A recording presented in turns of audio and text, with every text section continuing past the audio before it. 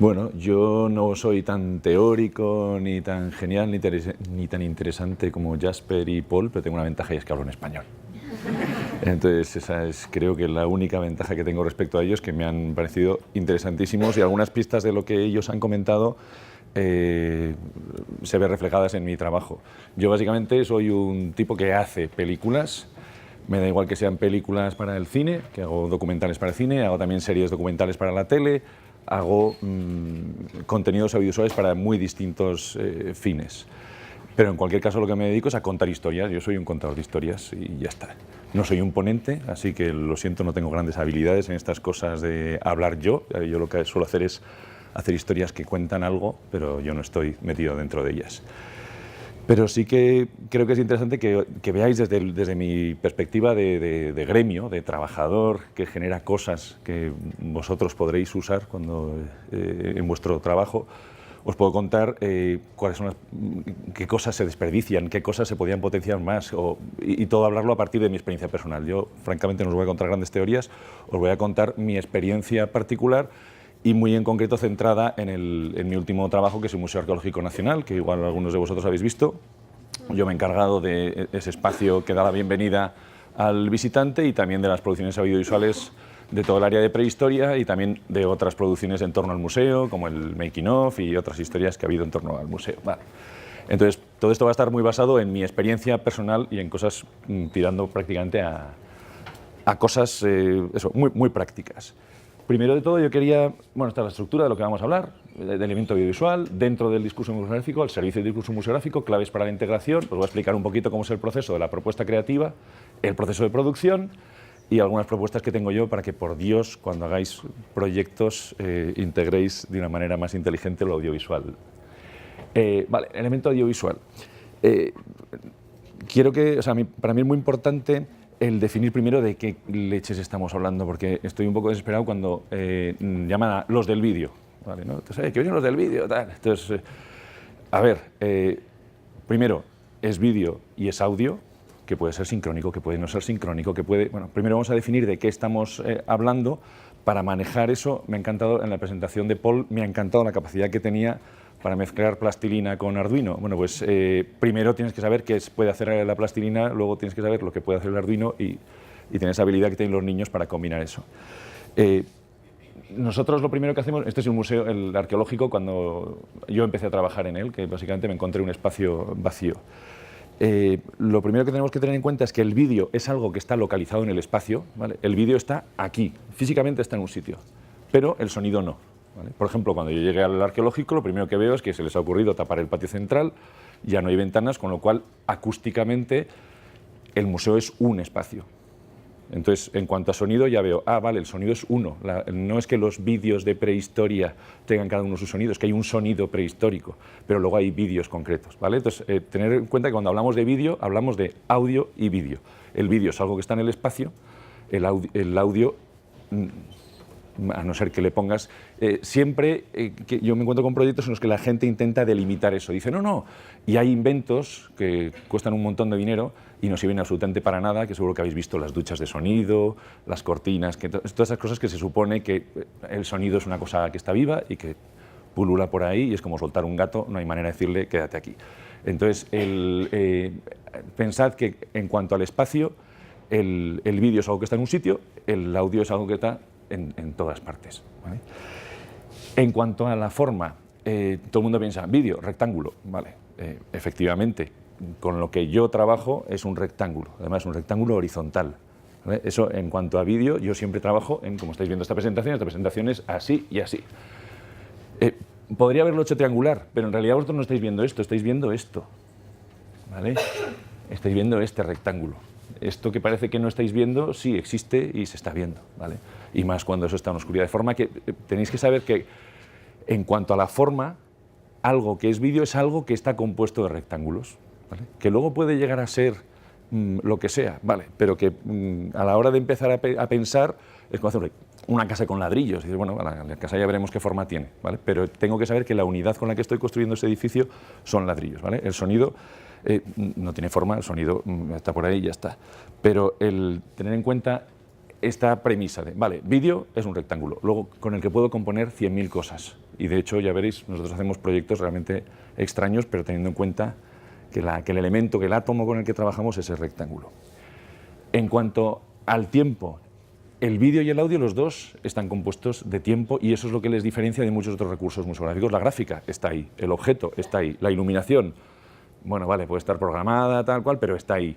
Hay cosas que sí que tienen un tiempo, pero realmente cuando metes el elemento audiovisual dentro de un discurso museográfico es cuando metes un elemento que genera tiempo dentro del discurso y que eso hay que tenerlo en cuenta. ¿Qué quiere decir eso? Que yo puedo hacer que la gente vaya rápido, puedo hacer que se detengan, puedo hacer que sientan que van rápido, puedo hacer que sientan que van despacio, puedo hacer que, o sea, el elemento vídeo y más aún el elemento audio, porque el audio básicamente está hecho de tiempo, incorporan el elemento tiempo dentro del recorrido, si es que este es un recorrido, ¿vale?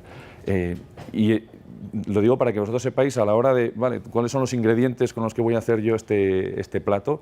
Cuando necesito tiempo es cuando traigo el sonido o cuando traigo la imagen en movimiento, porque me generan un tiempo. Yo hago producciones, algunas que son lineales, o sea, tienen un principio y tienen un final, y otras que son circulares, en las que el visitante puede aterrizar en cualquier momento. Yo cuando empiezo un proyecto lo primero que tengo que saber es en qué espacio estoy, qué forma le voy a dar y cómo voy a manejar el tiempo. Me manejo en loop, me manejo en principio, medio, fin, o sea, cómo manejo yo a la gente en este espacio en el que estoy, ¿vale? Lo que sí somos, siempre la imagen y movimiento es narrativa. Nosotros estamos contando una historia. ¿Que puede ser interactiva o no? A mí, yo no tengo especial experiencia en la interactividad esta más común, ¿no? De toco la pantalla o interactúo con el telefonito. Me parece que la interactividad hay que partir de ella como un concepto del cual luego puedes buscar una aplicación pues, tan ingeniosa como las que nos ha estado contando Paul. Pero el interactivo, cuando la gente dice quiero un interactivo, está pensando en quiero una pantalla que la gente pueda tocar y pasen cosas, y que normalmente se estropea el mes siguiente y es una bazofia. Bueno, podemos, eso sí, adaptarnos al espacio. A mí, ya te digo, me desespera mucho cuando aquí va un vídeo y la gente piensa en un rectángulo horizontal que dura 3 minutos. No, a ver, espera, dime en qué sitio me estoy moviendo y ya veré yo qué tiempo queremos, qué queremos que pase ahí para ver yo cómo me adapto al espacio. Y esa adaptación yo la puedo hacer con niveles de intensidad absolutamente regulables. Os pongo un par de proyectos. Esto es una cosa que no se llegó a hacer para el arqueológico, pero fue uno de los bocetos que manejamos al principio, en el que habíamos ideado un prototipo de un display, en realidad no, es algo que era la medida, no existía, con una superficie de madera, que la madera era translúcida, una madera muy fina, de forma que yo podía meter pantallas de LED monocromo detrás, y había elementos que podían ser vídeo, pero había gráfica que era física, pero había también audio, pero había también capacidad de tocar la madera y que sucedieran cosas. Entonces, en este caso, el vídeo es un elemento que se integra dentro de algo mayor, ¿vale? Pero que el límite de qué es vídeo y qué no es, la tecnología ahora nos permite desdibujarlo todo lo que queramos. Este era un proyecto muy chulo que alguna vez reciclaré en otro proyecto, pero que funcionaba realmente guay. Ahí, por ejemplo, veíamos que el color, a mí no me interesaba trabajar podía conseguir mucha más intensidad y contraste con LED monocromo. Bueno, pues hacemos blanco y negro, que molaba para este contenido, hacemos una gráfica en blanco y negro y el espectador no sabe qué es vídeo, qué no es vídeo, a mí qué más me da, ¿vale? Pero eso está totalmente integrado. Entonces nosotros podemos trabajar desde el extremo en el que somos una piecita más dentro de algo mayor, o el extremo opuesto, que es lo inmersivo. Esto es una cosa que hice para Qatar, que es un formato DOM, un espacio en el que la gente entra y ahí sí que no hay nada que no sea audiovisual. Entran en una semiesfera y se meten en un show en el que, mientras suceden los 6 minutos de show, no saben ni en qué planeta están, ¿vale? Porque ya me encargo yo de ellos, ¿vale? Pero no, ahí ese es mi territorio. Una vez que entran por la puerta, vamos, paso de los de la gráfica, de los de la iluminación, de todo el mundo, este es mi show, ¿vale? Entonces, el elemento vídeo lo podemos trabajar desde como un elemento eso, que está inmerso en algo mucho mayor, o al revés, un elemento que absorbe al espectador. Pero olvidaros de la pantallita y pensad en que dentro de todo ese rango, lo audiovisual tiene un montón de aplicaciones. Vale, ahora no me acuerdo. Vale, sí. Y la primera pregunta que yo me hago, hay como 4 o 5 proyectos museográficos en los cuales no he estado porque me han llamado me han dicho, oye, que queremos hacer unos vídeos aquí y tal. Y les he dicho, pero, ¿en serio? O sea, ¿realmente hace falta? Hay una, y a mí me encantaría que de lo que yo os cuento aprendierais o os sirviera para descubrir joder, que no somos necesarios, que no somos imprescindibles. O sea, la experiencia de ir a ver a Nefertiti. Tú vas a ir a ver a Nefertiti, joder, y lo que mola es que estás a solas con ella, que la miras a los ojos, que estás con... O sea, si en ese espacio a mí me hubieran puesto un vídeo, vamos, media hora antes de ir a verla yo ya estaba nervioso. Si en esa media hora me hubieran puesto una película, me hubieran hecho polvo. Y media hora después estaba impresionado. Si ahí me hubieran contado algo, me hubieran destrozado el asunto. Entonces, realmente tenemos que saber cuándo somos necesarios y cuándo no. Y hay muchas veces en las que no somos necesarios, pero en absoluto. O sea, hay veces que una buena iluminación hace innecesaria una gráfica. Hay veces que una buena gráfica hace innecesario un mapa. Y hay veces que un buen mapa hace innecesario que haya audiovisual. Entonces, yo muchas veces he respondido en determinados proyectos, me lo cuentan y digo, es que realmente no, hay veces que nuestro recurso, hay una tendencia a usarlo prácticamente, bueno, básicamente porque un niño cuando un vídeo se queda flipado y entonces eso es como garantía de éxito. Ah, mira qué bien, hay que meter vídeos, hay que meter vídeos. Yo realmente no entiendo por qué. Estoy tirando un poco piedras contra mi empresa, pero es que hay muchas veces que he tenido que decir, oye, es que esto, ¿por qué no llamáis a un tío que ilumina bien? Que es que todo esto va a funcionar mucho mejor si hay... Hace poco me llamaron para una movida en la que querían hacer una instalación audiovisual flipante y les dije, mira, si queréis realmente que flipe la gente al entrar, hacer una cosa, comprad una jirafa. Y ¿cómo? Yo soy una jirafa de verdad, que la gente entre y, ostras, una jirafa. Entonces les cobré la idea de la jirafa, ahora están buscando la jirafa y nunca hubo un audiovisual, pero es que funcionaba mucho mejor la jirafa de verdad. Entonces, es la primera pregunta que os tenéis que hacer. ¿Realmente hace falta esto que hacemos nosotros? Pero bueno... Y os digo yo para qué no hace falta, o sea, cuándo no viene bien. A mí, por lo que hay muchas veces que me desespero con este tema, no para informar. Cuando la gente dice, no, aquí vamos a ponerles un vídeo en el que les explicamos, mira, los vídeos no explican. Tú ves un vídeo y no te acuerdas absolutamente de ninguno de los datos, fechas, nombres, nada de lo que aparece ahí, lo recuerdas. Si son datos, si son informaciones, o sea, no lo vas a recordar. Otra cosa que hay que tener en cuenta, lo que os decía al principio, marcamos tiempos. O sea, nosotros, en cuanto entramos dentro de un discurso, ya estamos pautando el timing de ese discurso, que eso hay veces que viene bien y hay veces que viene mal. Hay que tenerlo en cuenta. Otra cosa que también se supone que no debería decir, somos uno de los elementos que tienen la obsolescencia más breve. O sea, una buena vitrina, si está bien hecha, dura toda la vida y es una maravilla. Una buena iluminación es una buena iluminación y ni te cuento un buen objeto. Pero nosotros, para que os hagáis una idea, lo que está proyectando este proyector es esto, es definición estándar. Cuando tú vas al arqueológico y ves mis producciones de prehistoria, ves alta definición. Yo ahora las películas que hago las estoy haciendo en 4K, que es este tamaño, y hace nada me han llamado de Japón para un proyecto y en Japón ya están trabajando en 8K. Entonces, ¿qué quiere decir? Que la resolución está creciendo a tal velocidad que los contenidos... Y yo me he llevado más de una riña de mi productor cuando me llaman de un museo y me dicen, oye, queremos ahí contenidos, y yo les digo, vale, que sepáis que esto, dentro de 2 años, lo ve un niño y dice, pero ¿qué mierda es esa? Entonces, y esto, dentro de otros 2 años, también. Y yo no puedo escalar esto de aquí a allá, así por arte de Birli Birloque, ¿vale? Entonces, hay que tener en cuenta que la obsolescencia de la parte técnica es muy rápida. Si trabajas en una pantalla, pero ya veremos que se pueden trabajar. Yo lo que intento hacer es darle la vuelta a esto y decir, no, es que esto me gusta, voy a hacerlo más pequeño aún, voy a hacer que se vea de pena, ¿vale? O sea, porque lo importante no es esto, pero sí que es importante tenerlo en cuenta, ¿vale? Luego, el coste y el mantenimiento. Muchas veces el día de la inauguración todo mola un montón y se hacen propuestas con blends, ¿sabéis lo que son watchouts o blendings o cosas de estas? Bueno, con unas cosas técnicas que molan mucho el día de la inauguración y a los 2 meses, si no está contratado un mantenimiento fabuloso y tal, eso da asco. Yo no he visto ninguna instalación audiovisual en ningún museo, y me he recorrido un montón por todo el mundo, que tenga un mantenimiento que, bueno, igual es que yo soy un poco friki y veo las cosas, pero que sea absolutamente fino, si te lo planteas como un objetivo, ¿vale? Entonces, por eso los pabellones temáticos funcionan muy bien y la Expo Shanghái había cosas muy chulas porque luego desmontaban y se iba todo el mundo. Entonces, pero si lo hubieran dejado ahí, ahora mismo las hiedras estarían comiéndose los proyectores. Bueno, pero para que sí servimos y además lo hacemos mejor que para emocionar.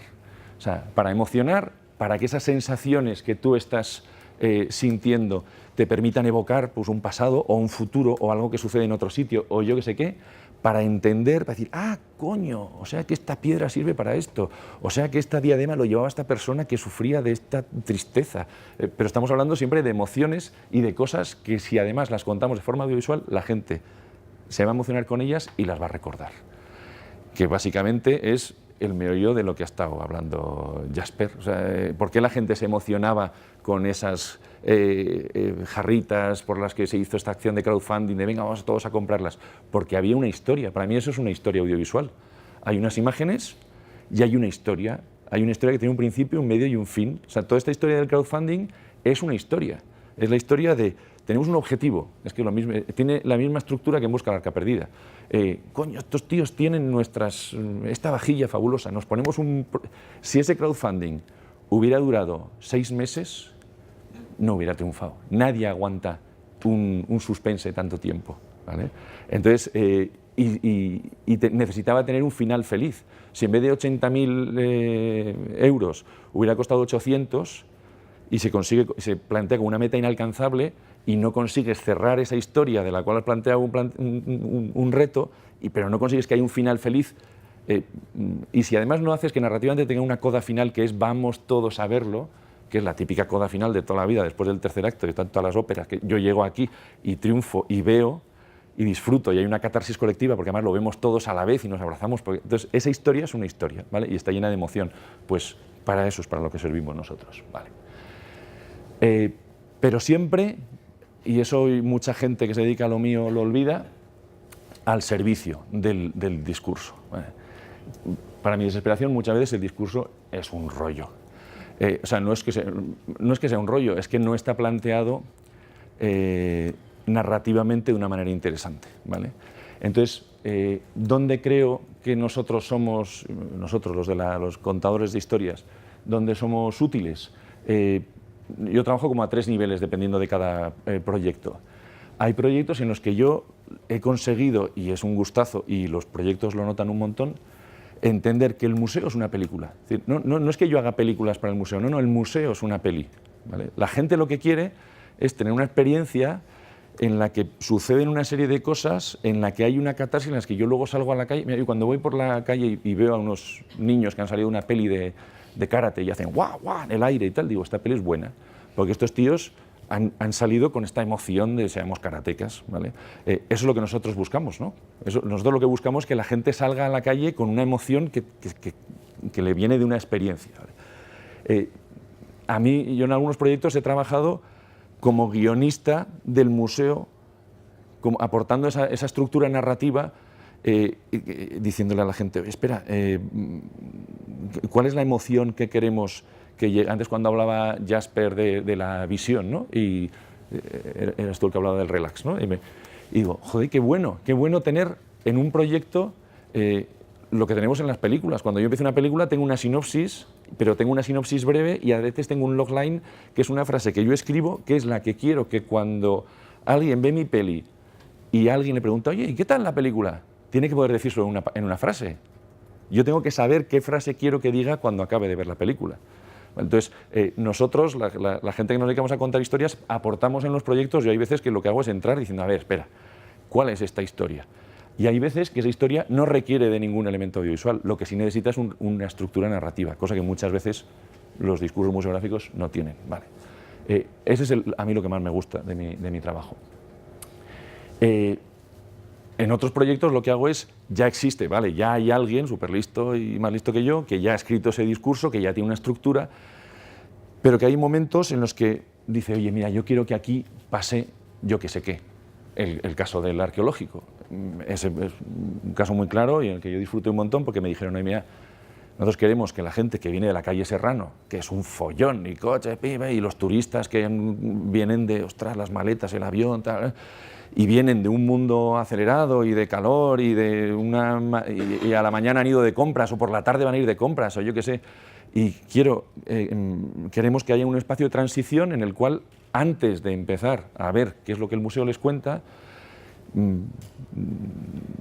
suelten, o sea, tengan esa experiencia que te dan las criptas, ¿no? De ahí va, aquí pasa algo, ¿no? Aquí pasa algo especial, o estoy entrando en algo que me van a contar algo especial. Entonces, a mí me dieron un espacio en el que me dijeron, oye, mira, chaval, apáñatelas como puedas, pero nosotros lo que queremos es que la gente entre por aquí con el barullo de haber hecho la cola de la taquilla y tal, y queremos que salgan por aquí con una sensación de buen rollo hacia este contenido. Ya está. O sea, que parece... y ese era mi objetivo. Entonces, hay veces que yo trabajo con espacios en los que utilizo el elemento audiovisual para, dentro de esa narración, decir... me ha pasado al revés. Una cosa que hice para Qatar, me dijeron, mira, les vamos a soltar un rollo terrible y antes de que salgan a la calle necesitamos meterlos en un sitio y que en 3 minutos tú les digas que todo eso que han visto antes es fabuloso. ¿Vale? Tú tienes que subrayar las cosas que les hemos ido contando para que las recuerden y salgan encantados. Ah, vale, y entonces yo me encargo de la coda final. Pero lo que hago es un espacio en el que yo me encargo de que tengan una experiencia delimitada en el tiempo en la cual yo hago que tengan reciban esos inputs o esas emociones que dentro del discurso ya estaban planteados. ¿Vale? Y otras veces mi trabajo es más chiquitito y es que, vale, ya está todo el discurso contado, ya están todos los espacios delimitados, pero oye, aquí tiene que pasar algo audiovisual para que se entienda. Por ejemplo, en el arqueológico hay una bifaz que tú ves la piedra y bueno, pues la piedra pues tiene su gracia y supones que sirve para cortar algo, pero te da mucha más emoción entender para qué es esa piedra cuando tú ves a un tipo al cual persiguen unos lobos y el tío tiene que cortar un ciervo a toda velocidad con la piedra porque si no les tira un trozo de carne a los lobos se lo van a comer a él. Entonces esa es la gracia que tiene. Y entonces hacer la historia de esa piedra, ¿vale? Yo tengo esa bifaz ahí y, bueno, ni siquiera es una bifaz, es una piedra con 2 oscas en las que yo tengo que contar la historia que está detrás del objeto, ¿vale? Pero ahí ya voy integrado dentro de un discurso, ya unos módulos expositivos en el cual plum, simplemente hay un elemento audiovisual. Esos son los 3 niveles en los que trabajo yo, o el discurso completo, o espacios dentro del discurso, o ya simplemente elementos concretos dentro del curso. ¿Cómo hacemos para que eso salga más o menos bien? Primero, teniendo presente lo que os decía al principio, el recurso audiovisual al servicio del discurso. O sea, muchas veces nosotros, que somos la gente que se dedica a esto, tenemos bastante ego, ya lo siento, pero es así. Y entonces queremos contar nuestra película y nuestra movida y nuestra no sé qué, y somos muy expansivos y yo creo que dentro de un equipo como el que se debería montar para hacer un museo como Dios manda, gente de esa sobra, ¿vale? De lo que tienes que tener es la humildad de decir, a ver, a mí qué se me da bien, a mí se me da bien esto, ¿vale? Y aprender a trabajar en equipos multidisciplinares en los que te toca trabajar con gremios de lo más diversos y a ser posible, que es una cosa que a veces tenemos la suerte de que sucede y otras no, implicados desde el origen. O sea, yo hay momentos en los que he estado antes de la redacción del proyecto y entonces puedo meter yo mis cuñas narrativas y decir, oye, incluso hay veces que hemos llegado a proponer cambios de, oye, esta historia que la estás contando cronológicamente de atrás hacia adelante, ¿por qué no la cuentas al revés, que es más divertido? O sea, ha habido veces que nosotros hemos modificado si nos han integrado en el equipo desde el principio, ¿vale? Pero para mí es muy importante que nosotros, nuestro gremio, tengamos la humildad de saber trabajar al servicio de un proyecto y vosotros, que supongo que estaréis, si no ahora, en breve, dirigiendo proyectos, sepáis integrar a la gente del audiovisual cuanto antes y, muy importante, el trabajar, a mí lo que me parece interesante es lo de trabajar en los límites, no decir, este es mi terreno del audiovisual, este es tu terreno de la gráfica, este es tu terreno de la iluminación. En el caso del arqueológico, por ejemplo, si lo habéis visto ya o vais a verlo, yo cuando recibí el espacio propuse trabajar con estos módulos y eso afectó a la gráfica que te encuentras después, que hay una línea de tiempo, que es una gráfica física, un corpóreo, que usa este mismo recurso de superficies planas separadas. Y ahí, sí, eso es. Entonces, claro, de la maqueta. No, de las 2 proyecciones audiovisuales. Sí, sí. Nada más para las proyecciones. Eso es. Vale. Entonces, claro, yo cuando trabajo, eso en principio no es lo mío, pero cuando yo trabajo aquí, hablo con el que hace, con el que está haciendo esa parte gráfica y le digo, ahí va, mira. Entonces, el trabajar en equipos en el que lo que digo yo puede afectar a una gráfica, de la gráfica utilizó una línea de color, en la que se asignaba a cada época un tono, que eso afectó a una producción audiovisual que está en el otro lado, que la hizo otra productora. Esa productora, como comparte un espacio conmigo, yo le hago su banda sonora para que esté en sintonía con la mía. Y además todos tiramos sincrónicos de la misma máquina. Entonces, trabajar así es como hay que trabajar y pasa muy raras veces. En el arqueológico hemos tenido la suerte de que ha sido así. De forma que yo he, por ejemplo, he modificado la pintura de la sala. O sea, para que mi cosa se perciba bien, esa sala tiene que tener un color, tiene que tener una acústica. Bueno, pues yo he trabajado junto con el de los suelos, el de la pintura, con los grafistas. Y desdibujar esos límites entre lo que tengo que hacer yo y lo que tienen los demás es muy interesante, es muy bonito. Había en principio una gráfica, por ejemplo, que iba a ser física, y yo dije, bueno, pues a mí me sobra vídeo por los lados, ya hago yo la gráfica en vídeo y así tenemos la gracia de que la podemos animar y tal. Ah, vale, el grafista se levanta y dice hasta luego y se va, porque ya sabe que yo puedo solaparme y puedo ayudar en ese objetivo que tenía él. Trabajar así es muy divertido, es muy bonito y hay que saber. A mí es lo que me parece divertido de trabajar en un equipo multidisciplinar, el poder estar muy en contacto. Por ejemplo, cuando yo hago producciones que hablan de una pieza, esta historia de los lobos y la bifaz, yo trabajo a partir de la bifaz real. O, por ejemplo, una cosa que hice en la necrópolis del Puig dels Molins, en Ibiza, hice unos audiovisuales que, para que se integraran bien, antes de que empezara la obra, yo conseguí muestras del suelo, escaneé las baldosas del suelo y esas texturas son las texturas que utilizo yo, mis motion graphics, de forma que el vídeo, de alguna manera extraña, se integra. E incluso intento saber qué hay en los márgenes de lo mío, porque si viene una línea por aquí y sigue por allá, pues la integro yo. Entonces, el trabajar así es realmente como hay que trabajar, aunque pocas veces pasa. Y se ríen por aquí, ¿verdad? Pocas veces pasa. Pero centrándonos cada uno en lo que es específico nuestro, ¿vale? ¿Yo a qué me dedico? ¿En qué soy bueno? ¿En qué lo audiovisual funciona bien? En esa emoción y en esa capacidad de entender o de poner en un contexto un objeto o de emocionarme o de recordar. Bueno, pues venga, yo me dedico a eso, ¿vale? Pero no me intento expandir, no le digo al de los mapas, ya meto yo el mapa, porque el mapa... Joder, es una cosa que está bien que esté estática. Entonces, es muy interesante trabajar en los espacios en un lienzo en blanco, en el que digo, oye, esto, tú, esto, yo, esto, ¿qué has dicho tú en la gráfica? Venga, pues yo digo esto que lo complementa. ¿Qué has dicho esto? Venga, yo voy a llevarte un poco la contraria para que haya, o voy a continuar esta historia que tú empiezas ahí, o que yo, el trabajar en ese diálogo con los demás es a mí lo que me parece enriquecedor y divertido y que hace que los proyectos salgan bien. El trabajar venga, en este rectángulo yo calzo mi película, pues no. Y es importante que vosotros sepáis que eso es posible, ¿vale? Y que es realmente lo deseable. ¿Cómo hacemos para que esto sea posible? ¿Cómo trabaja mi equipo? ¿Cómo trabajo yo? Primero de todo, sabiendo una cosa que muchas veces no se sabe, las primeras cosas se suelen saber, ¿no? El espacio, oye, ¿de qué espacio dispongo? ¿Dónde está la línea en la que yo puedo empezar a trabajar? Este es el espacio del que yo disponía en el caso del área temática 1 del Museo Arqueológico Nacional. Teníamos una sala feísima, con unas columnas que propusimos quitar, pero por lo visto se caía el edificio, y entonces pues no se podían quitar. Y siguen siendo feas, pues ¿qué se le va a hacer? Bueno, pero entonces yo tenía que ver, oye, esto lo puedo quitar, esto lo puedo... Claro, y ahí sin ningún tipo de vergüenza, claro. Primero te planteas qué es cuestionable. Oye, las paredes tienes que estar donde están, y no solo eso, detrás qué hay. O sea, detrás hay una sala que no se usa. Ah, estupendo, retroproyección. Entonces, yo tengo que saber en dónde me estoy moviendo y qué puedo tirar, qué puedo reventar, qué puedo cambiar. Oye, ¿la gente realmente entra por aquí y sale por allá? Estuve trabajando en un pabellón nacional en el que lo que hicimos fue cambiar el sentido de todo el pabellón. Y cuando partíamos del espacio, el arquitecto decía, la gente entra por aquí y sale por allá.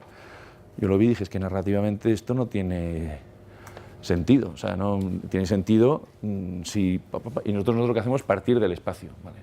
Partir del espacio y saber en qué parámetros de tiempo nos movemos. O sea, aquí, por ejemplo, nosotros tenemos que calcular qué flujo de gente va a haber y qué tipo de visitas va a haber. De ahí, de hecho, nosotros lo que hicimos fue diseñar, en este museo no, pero en otro que hicimos hace poco, teníamos un regulador de la velocidad de paso de la gente, del cual la gente no era consciente. Hicimos unas pruebas y era divertidísimo, O sea, yo ponía la versión lenta, la gente iba lenta. Por si la versión rápida, la versión rápida. Ponía la versión tal, venga, que vienen los coreanos, dale, paca. Y entonces pasaban ahí como locos y no se daban cuenta de que eso era algo que venía dirigido. Entonces, es como eso pasa en las grandes superficies, te ponen la musiquita de comprar y todos compramos como locos. Entonces, ese es el poder que tiene, sobre todo la música. Pero bueno, aquí yo necesitaba saber, vale, qué espacio tengo y de qué manera queréis que maneje yo el tiempo. Entonces, ¿queréis que los pare? Los paro. ¿Queréis que los disgregue? Los disgrego. ¿Queréis que esto sea cíclico? ¿Queréis que...? Y entonces yo, de acuerdo a lo que necesita el discurso, manejo el tiempo.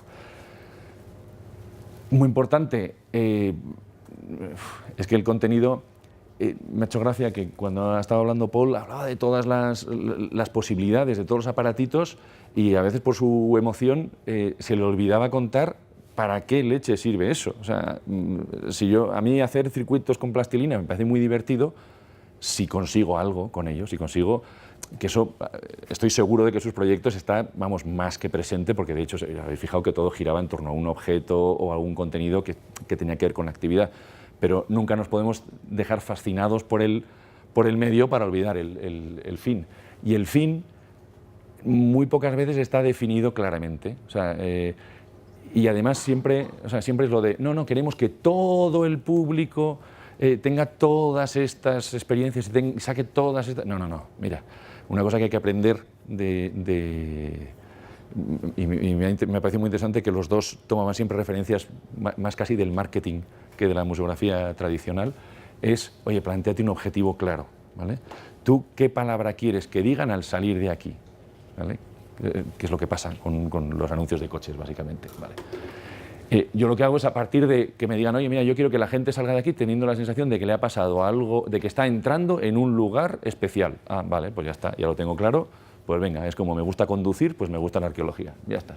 Entonces, ese es mi objetivo y yo empiezo a pergeñar una idea que, si habéis visto o vais a ver la instalación, partió de una coincidencia un poco absurda. Es que yo estaba montando un baño de Ikea en mi casa y las patas del baño eran de estas regulables, y me pareció muy interesante que se podían poner en la pared, y de hecho hice trocitos bueno, luego vi un pintor de calle que hacía cuadros pequeñitos y esos cuadritos eran muy bonitos. Luego pintaba horroroso, pero el lienzo, antes de que él empezara a pintar, eran muy chulos.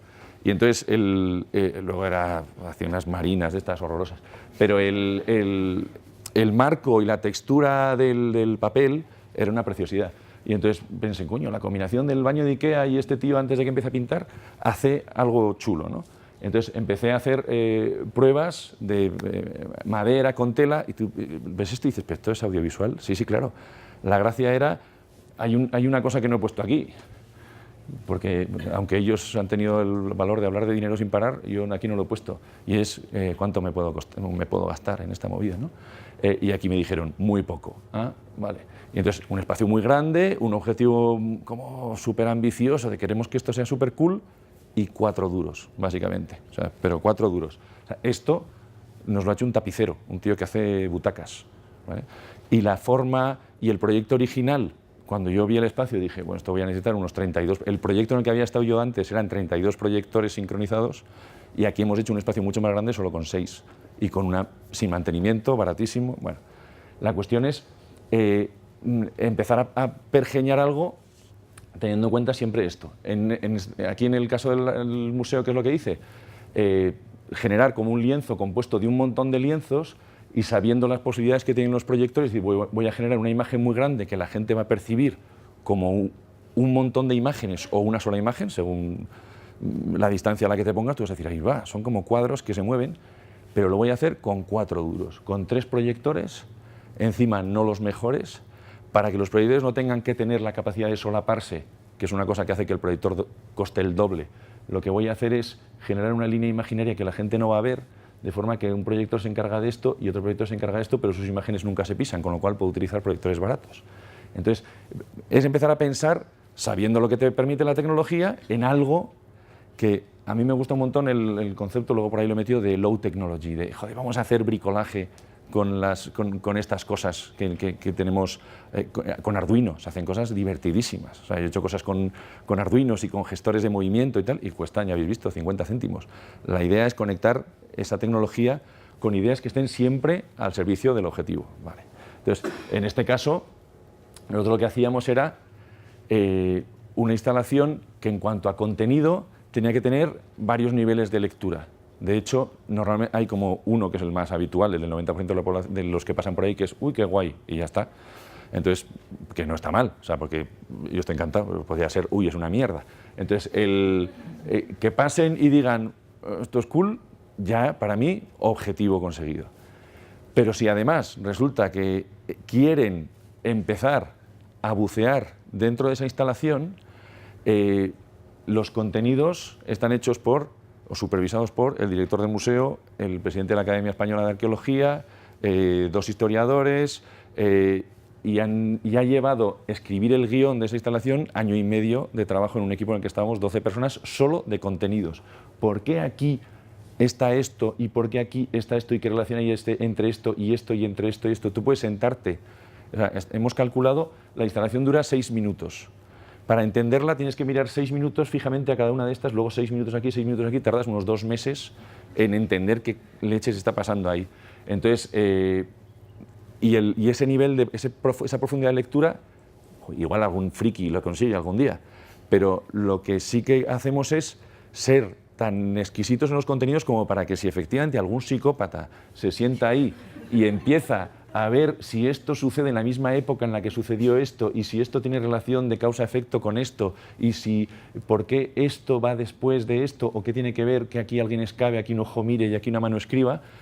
Si eres un catedrático de arqueología empezarás a descubrir, ahí va, si está Gordon Childe y está relacionado con, con la corriente del materialismo, no sé cuántos. Entonces, tienes que pensar que las cosas que hacemos hay algunas cosas que tienen un nivel de lectura muy sencillo, a un tipo le persiguen unos lobos y se defiende con una piedra, bien, pero que hay instalaciones como esta que te pueden permitir 6, 7 niveles de lectura diferentes. Entonces, nosotros cuando hicimos el guión de dijimos, venga, vamos a trabajar, no puede pasar que sea una cosa interesante para el tipo que esté acabando la carrera de arqueología, pero sea un aburrimiento para mi hija, que tiene 13 años. Tenemos que conseguir algo que tenga esas 2 lecturas. Por ahora que le guste a mi hija lo he conseguido. En realidad, es manual. O sea, normalmente estas cosas se hacen con unos softwares muy guays que cuestan mucho dinero, que se llaman Watchout, no sé si conoces esas cosas, con software de mapping, cosas que las licencias cuestan un montón. Tal. Nosotros lo que hicimos, o sea, mira, te lo cuento rápido. Al hacer cualquier propuesta, lo que tienes que tener es, primero, saber qué te permite la tecnología, ¿vale? Entonces, yo para otros proyectos he usado muros de LEDs, ¿vale? Pero me parece que es muy interesante esa combinación del ingenio. Vi en Shanghái una videoinstalación que me encantó, que se veía como a 2 kilómetros de distancia, era una preciosidad. Y dije, pero ¿cómo puede ser que esto resista a la intemperie y sea tan grande? Me acerqué y el chino que había hecho eso, lo que había hecho era, la pared eran botellas de cerveza y cada botella tenía dentro un LED. Lo único que había hecho era programar un gestor de LEDs que lo que hacía era encender o apagar las botellas. Tú lo veías desde 1 kilómetro y veías una pantalla de LCD maravillosa. Entonces, me parece muy interesante trabajar así, y en este caso lo que hicimos es eso, decir, venga, vamos a trabajar, vamos a saber qué posibilidades tienen los proyectores dentro de ese presupuesto en el que me muevo, y lo que vamos a hacer es hacerlo a mano. De hecho, nosotros lo que hicimos fue, habitualmente se hace la superficie, se genera primero la superficie, y luego se ponen los proyectores y se adapta a la imagen. Nosotros aquí lo que hicimos fue, primero, modelar en 3D el espacio, ¿ves? Poner unos proyectores virtuales, encender la luz de los proyectores virtuales, ver si proyectaban o no proyectaban sombra estas superficies, ¿ves? De forma, yo podía moverlos, los que están rojos son los que están más hacia aquí, los que están de colores más fríos están más hacia allá, de forma que yo puedo, y podía en 3D, mover esa superficie, generar una cosa que a mí me pareciera chula y que además el tamaño de cada uno de los contenidos tuviera que ver con el interés del contenido. Oye, esto es importante, lo hago más grande. Esto es textual, lo hago horizontal. Esto es algo, un retrato humano, lo hago vertical. Y componer el principio del proyecto era a partir del contenido, ver en qué formato trabajo. ¿Vale? Es muy simplificado porque esto fue muy largo, ¿eh? Porque aquí hay 250 y pico en un lado y 140 y tantas en la otra. ¿Vale? Pero a partir de eso, hacer prototipos, que eran estos, esto es la pata de baño esta que os cuento, y un trozo de DN grapado con distintos tipos de tela, y luego empezar... ¿Esa es una de las pantallitas? Sí, pero en realidad no son pantallitas. La gente lo ve y dice, son pantallas. No son pantallas, son trozos de madera forrada de tela.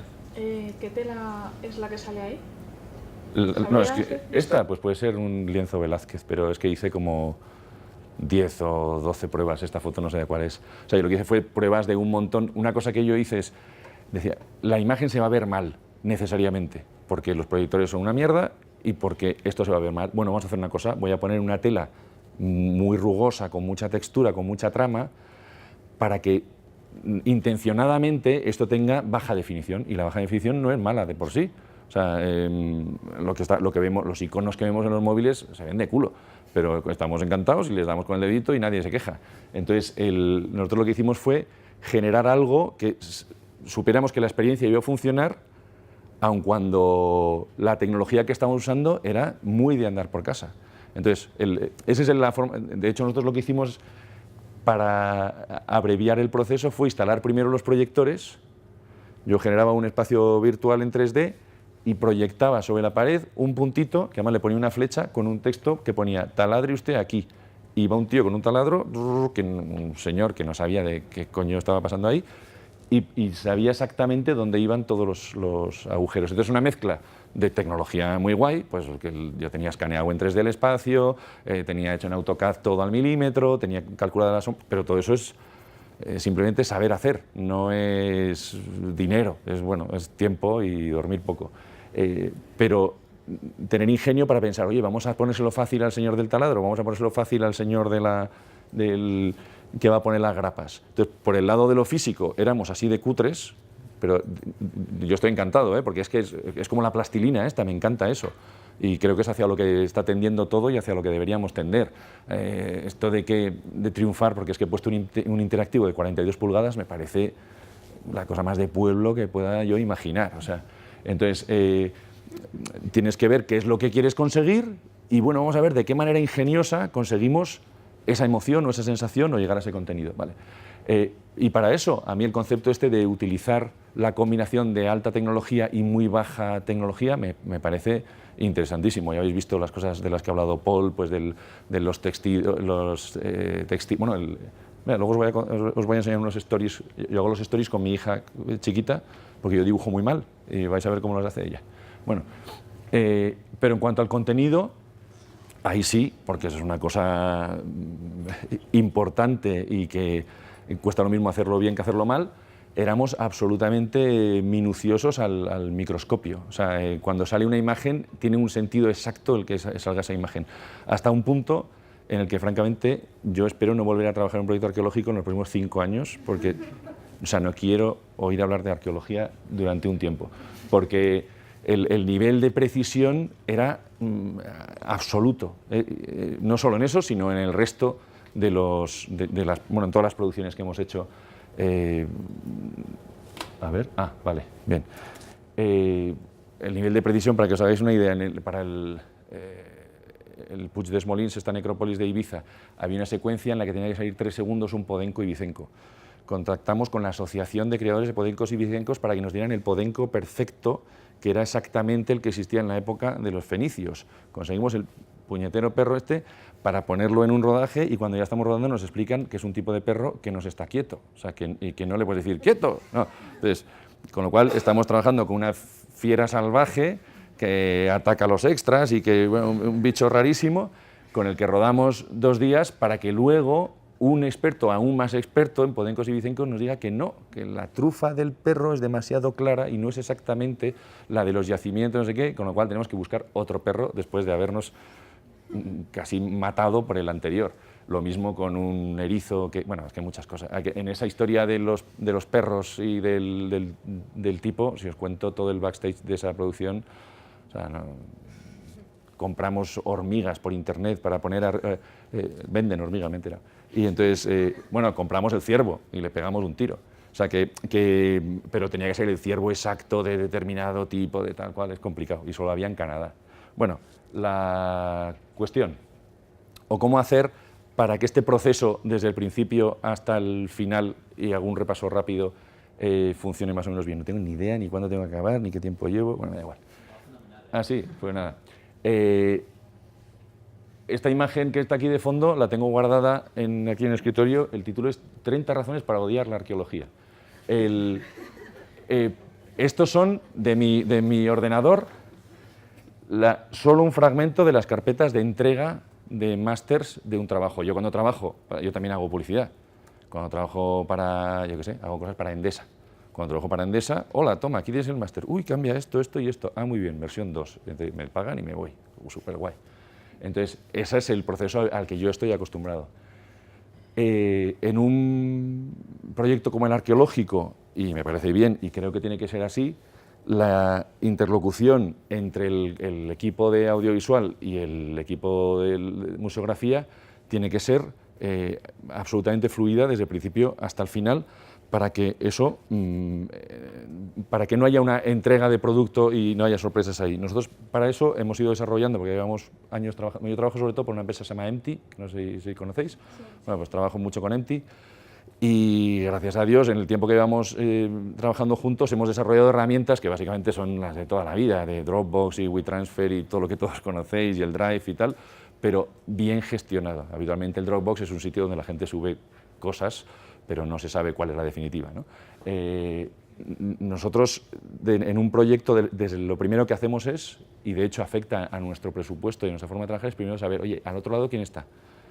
Al otro lado hay un equipo, son 10 personas, son 3 arqueólogos que se llevan mal entre sí porque uno publicó un libro en el cual destripaba la teoría de otro. O sea, ¿a quién voy a tener de interlocutor? Yo, desde mi parte, siempre suplico que por Dios tenga una interlocución válida al otro lado. Vosotros, cuando entréis en proyectos, tener muy clara que la interlocución entre la gente de contenidos y la gente que produce tiene que ser muy fluida, y para eso yo, francamente, no conozco nada que funcione mejor que la tiranía absoluta y las estructuras piramidales y que alguien mande. No sé si esto os mola, pero a mí sí. Bueno, nosotros lo que sí hacemos es, desde el principio, que esto lo habréis visto 1000 veces, proyectos de Project mucho más complejos y tal, saber integrar nuestras líneas de tiempo de producción dentro de proyectos más complejos, ¿no? Cosa que no suele pasar. O sea, suele pasar que te dicen, pum, febrero, los vídeos. Espera, ¿qué me estás contando? O sea, nosotros lo que hacemos es estirar. Nosotros empezamos en el momento en el que empieza el proyecto y terminamos el día que se inaugura. Y estiramos nuestro proyecto, va en paralelo con todos los demás, con el tío que hace las cortinas, con el que está fabricando los bancos, con las audioguías, porque puede que mi contenido sirva para las audioguías, porque puede que el contenido de las audioguías me sirva a mí. Entonces yo dilato todo el proceso en todo el espacio de tiempo en el que sucede el proyecto y marco unos hitos muy claros ahí de supervisión. Para eso, lo que sí que hemos desarrollado, y os animo a que pidáis a cualquiera que trabaje con vosotros, es herramientas claras de revisión. Normalmente la gente de mi gremio su argumento de cómo van a ser las cosas van a ser chulísimas. Y ¿cómo que me estás contando? O sea, exactamente esto cómo va a ser. Nosotros para eso utilizamos unas herramientas que, si ves la trastienda de los proyectos, es un poco extraña, porque por ejemplo para el museo del Puig des Molins, que era una necrópolis, y querían hacer una serie de audiovisuales que hablaban de ritos funerarios, de fenicios, púnicos y romanos, yo lo primero que hice fue decirles, oye, mira, esto va a ser así. Y les puse los créditos de James Bond, de una peli, y te dije, mira, la estética es los créditos de esta película de James Bond. Esto es la gama de colores, esta es la forma de recortarse la silueta, esto es que habitualmente los creativos nos dedicamos básicamente a copiar, pero a hacer como que no lo hemos copiado, ¿no? Eso es básicamente vivimos de eso. Entonces, a mí me parece una idiotez. Copio y digo, oye, estoy copiando a este, ¿qué te parece? Porque es la única manera de que nos entendamos todos, ¿no? Aquí, en ese proyecto, partíamos de los créditos de James Bond, de los créditos de Band of Brothers, está una serie de Spielberg, y unos de una película inglesa. Bueno, entonces, antes de empezar el museo, le pongo al director del museo, oye, ¿te molan los créditos de esta peli de James Bond? Y entonces aquí vemos los colores y la estética que vamos a usar para una cosa que en realidad está hablando de ritos funerarios. Pero bueno, es importante desde el principio saber cómo vamos a funcionar. Y luego algunos stories súper detallados, que estos son los que hago con mi hija, porque hay 100.000 herramientas digitales para stories, ¿no? 3D, tal cual, no sé qué. No hay nada que funcione tan... Yo lo que hago es desarrollar una técnica diferente para cada proyecto. ¿Que hay interacción de personas y son entornos reales? Los clics de Playmobil y ya está. Les hago fotos, lo monto y ya está. Y entonces esto es un tipo que está despedazando un ciervo, aquí vienen unos lobos que le atacan, tal cual, ¿no? Entonces todo esto lo hago con mi hija, pero hay veces que utilizo plastilina, hay veces que utilizo dibujos a mano, hay veces que utilizo maquetas físicas. Cuando son instalaciones, hice una vez una cosa con 32 proyecciones sincrónicas y es muy difícil imaginarse ese espacio. Saco tijera y cartón y me lo hago. Saco cola y unos palos y un poco de cartón pluma y fabrico el espacio y digo, oye, ¿os gusta esta movida? Y ya está. Entonces, igual que se hacen maquetas para las vitrinas, yo hago maquetas para mis instalaciones. Entonces, desarrollar todas esas herramientas de revisión es importantísimo y para eso a mí me parece muy interesante y muy divertido la mezcla de técnicas. Hay veces que es fotografía, hay veces que es dibujo, hay veces que simplemente gesticulo y se lo creen. Entonces, por ejemplo, es el story de esta historia que habla del cambio climático y cómo afecta esto a los hábitos de este señor, que luego ves la producción terminada y es exactamente lo que hice con los clics, ¿vale? Estos son unos ciervos, hay un tío que está... este tipo era ahí lo veis con la mano arriba, pues ala, aquí está con la mano abajo. Pero es exactamente lo mismo. La única manera antes de comprar yo 3 lobos que cuestan un dineral, ponerme a trabajar, es que revisemos exactamente el contenido muy preciso, o sea, de todo lo que sucede ahí. Para eso nosotros elaboramos informes de rodaje, termino de rodar y explico, oye, este tío, los ojos son así porque estos lobos son perro lobo checoslovaco, hay macho y hembra, ¿por qué van juntos? O sea, la explicación de todos los detalles, por qué nieva pero en unos sitios ha cuajado y por qué no, si la roca es caliza o no, si este hombre, por ejemplo, una cosa que no sabíamos, existen los zurdos en el Paleolítico. Sabemos si la gente es zurda o no es zurda por la forma de las piedras y por cómo las usaban. Si el actor es zurdo, le hago que lo haga con la derecha, o sea, no es tontería, ¿eh? O sea, todo tiene hacía mucho o poco viento en esa época. El viento que yo puedo hacer con un ventilador es creíble. Entonces, aquí, por ejemplo, había que despedazar el ciervo. Lo más fácil es despedazarlo con un cuchillo, pero no puede haber cortes limpios, lo tuvimos que despedazar con sílex nosotros mismos para que todo fuera creíble, ¿no? Pero la forma, esta piedra que es virtual, esta piedra no es de verdad, es una impresión 3D, la generamos escaneando la auténtica, porque no podía llevar la auténtica al rodaje y tirarla en medio de la nieve. Bueno, además no es nieve, es de mentira. Pero todos los contenidos, o sea, tiene que ser, para que las cosas funcionen bien y para que no haya marcha atrás, todas estas herramientas de revisión son importantísimas. Stories, informes de rodaje, no digo que no haya habido marcha atrás, nunca, pero yo intento que en los proyectos cada paso adelante sea decidido. Normalmente en un proyecto, y no le pasa solo a los audiovisuales, le pasa a todo el mundo, cuando empiezas a dar pasos a un lado y a otro y tal, se empieza a desdibujar. Y se supone que cuando se escribió el proyecto se buscaba un objetivo claro y la única manera de llegar a ese objetivo claro es todos juntos y todos caminando hacia adelante. Entonces, cuando no hay estas herramientas, se empieza a crear caos entre los equipos y de repente una cosa transmite una sensación, otra, para que haya armonía, tenemos que ir todos para adelante. Nosotros lo que hacemos es incluso, esto es también una cosa que hicimos para otro museo, en el que antes de empezar a postproducir, explicamos a la dirección del museo, oye, esto puede tener este aspecto, o puede tener este aspecto, o puede tener este aspecto, o puede tener... Entonces, le enseñamos todas las distintas versiones que partieron de esos créditos de James Bond que habíamos visto al principio, pero yo quiero, antes de ponerme a trabajar de verdad, entonces hay proyectos en los que a lo largo de un año hay 6 o 7 hitos en los que se definen cosas claras. Ser en eso decidido y tener un criterio bien claro es muy importante. Vale. Y nosotros también hacemos luego una cosa, en el caso que es que cuando son instalaciones no hacemos la producción fuera.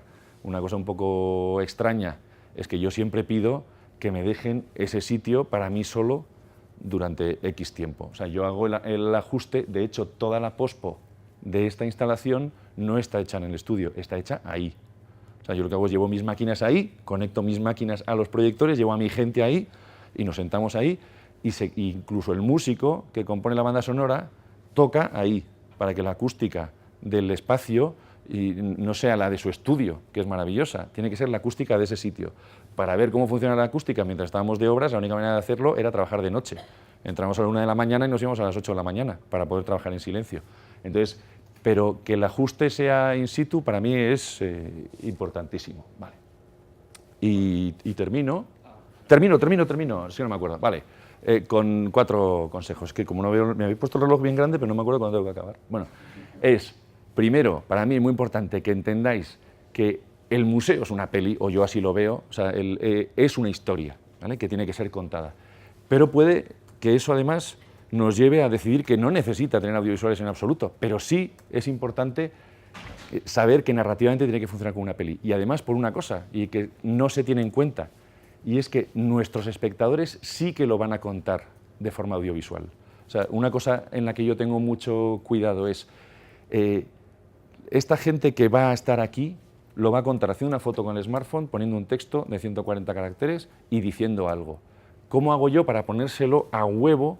¿Cómo ilumino yo el objeto? No se ilumina para teléfonos móviles, y hay que iluminar para teléfonos móviles. ¿Por qué no se ilumina la gráfica para que no distorsione con un teléfono? ¿Por qué no se ponen los hashtags para que cuando yo comparto, lo comparto sabiendo que estoy compartiendo? Entonces, tenemos que saber que lo audiovisual no es algo que nosotros ponemos al servicio del público, es algo que el público hace con eso que nosotros ponemos delante de ellos, y tenemos que facilitárselo.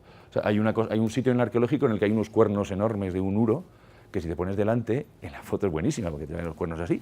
Y entonces yo les dije, esto la gente se va a volver loca haciendo esta foto, es graciosísima. Tienes que iluminar la cara de esa persona que se va a poner ahí, porque es la típica parida que la gente va a hacer y va a compartirla, y qué bien, y vamos a tener ¿Os parecerá tonto? Vale, pero es que, coño, es tan sencillo como poner un poquito más de luz ahí, y al final lo han hecho, y es divertidísimo entrar en Instagram y bueno. Ya estoy resumiendo, esto termina aquí, tranquilo.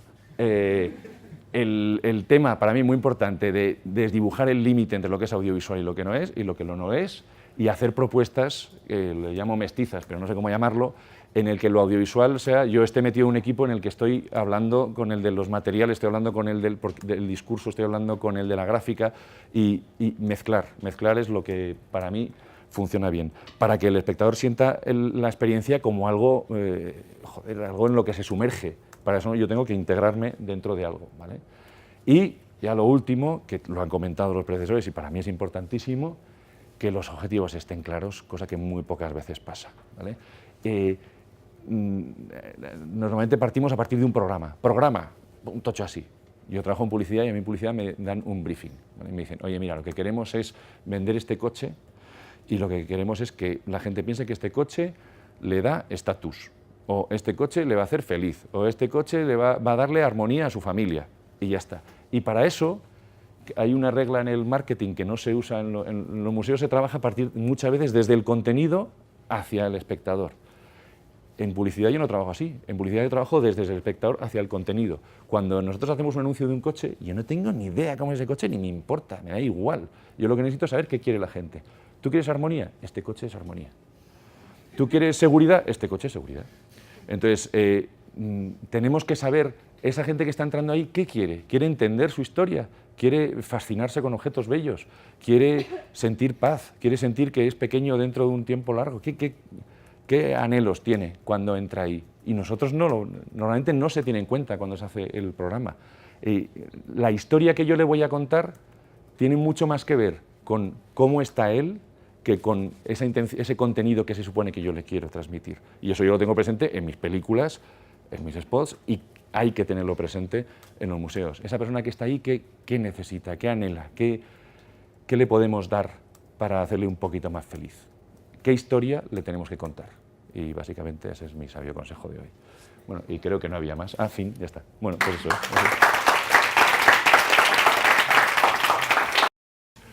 Sí, no, mira, lo de las aulas, mi hija mayor es disléxica.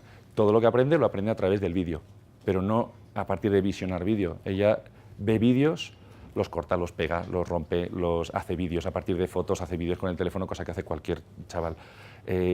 Y ellos no encuentran, la percepción que tengo yo del público infantil, es que ellos no encuentran una diferencia entre esto es audiovisual, esto es foto, esto es texto, esto es música. O sea, ellos pueden estar viendo unas fotos y a la vez ponen Spotify porque creen que acompaña bien esas fotos, pero a la vez escriben un WhatsApp a las amigas para que lo lean mientras están oyendo esa música y viendo esas fotos. De forma que todo es audiovisual. No quiere decir que... Y eso es el punto de partida, creo yo. Y dentro de ese contexto en el que todo es audiovisual, los datos, o sea, las fechas, los nombres, en audio no existen.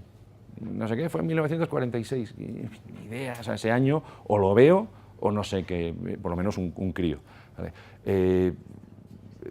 Pero hay que partir del trabajo en el aula, de entender que no es tanto yo le pongo vídeos lineales que empiezan aquí y acaban allá, como venga, vamos a trabajar en audiovisual. Que eso, cuando nos dicen ahora para ser modernitos, te dicen, no, los vídeos que vamos a poner online, porque vamos a hacer una plataforma que no dure más de 3 minutos. Si nadie va a ver esos 3 minutos. Nadie los va a ver. Van a empezar al principio, la mitad van a parar o van a utilizar los picons de abajo para llevar el scroll al punto que les interesa. Entonces, realmente hay que saber que luego la experiencia de quien usa eso es muchísimo más rompedora que lo que nosotros, y esos pulsadores de dele usted para darle play, los niños le dan a todos porque les mola que las imágenes y luego ven 7 vídeos a la vez. Vale. En cuanto a, decías, el uso educativo de eso, yo en este proyecto en concreto propuse, y creo que puede funcionar muy bien, no solo una hoja de sala, sino una aplicación en la que tú puedas jugar a dónde está Wall-E. O sea, yo puedo jugar a ver qué relación hay entre el cambio climático, el hecho de que se aprendiera a controlar el fuego y la transformación en los hábitos alimenticios. Entonces, eso que ahí está escondido, yo puedo hacer con eso una gincana, puedo hacer un juego, puedo hacer... Hay 17 propuestas encima de la mesa de la dirección del museo, pero como en la mesa del dinero no tiene nada, pues están por ahí. Pero creo que son cosas que se pueden hacer básicamente a través de aplicaciones, que son muy baratas, las aplicaciones son baratísimas. Entonces, sí, estoy de acuerdo y me encantaría poder desarrollar más el explotar los contenidos audiovisuales a través de... Es que se pueden hacer muchísimas cosas. Puedes editarlo tú mismo, que es algo que yo hago con mis hijas en mi casa porque me da la gana, pero que los museos muchas veces son muy reticentes a permitir manipular las cosas, a hacer las cosas colaborativas. Cuesta muchísimo. Hay que pensar que estas cosas que nos han contado estos señores molan un montón, pero es Holanda. O sea, intenta hacer esto aquí. Yo no me fío, se suelen hacer, bueno, como a vosotros os habrán dado un papelito que todo el mundo ha rellenado antes de que hablara yo, maldición, se hacen encuestas de satisfacción y tal y cual, que no me fío en absoluto de ello y no hay ninguna herramienta realmente fiable. Yo sí que me fío de lo que sale en redes. O sea, para mí es mucho más importante ver qué se está compartiendo y qué se está diciendo, que también es muy peligroso, porque siempre es más fácil la crítica que la construcción, pero yo básicamente lo que miro es de qué manera, cuando yo hago el brief de qué quiero contar con eso, yo redacto una serie de cosas que no son evidentes ahí. Yo luego siempre intento evaluar a ver si esa idea, tú suponte que tú haces tu movida y la gente sale y dice, joder, qué relax, y dices, tras, y nadie lo ha puesto evidente en ningún sitio. O sea, cuando hicimos lo de esta movida de ritos funerarios en Ibiza, la idea era que la gente viviera de una manera intensa la muerte y no escaparse de eso. Entonces, y dijimos, venga, vamos a hacer que esto va de muerte, y quede bien claro que esto es muerte 100%. Y entonces, cuando la gente salía, decía, joder, es que esto, y la gente salía hablando de la muerte, dije, pues ya está, esa es la evaluación que hago yo. ¿Herramientas para hacerlo? Ninguna me parece buena, ni conozco alguna que diga estas y me fío de lo que dice. Muchísimas gracias. Gracias a vosotros. Ha sido de verdad un placer escucharte, ¿no? Así es.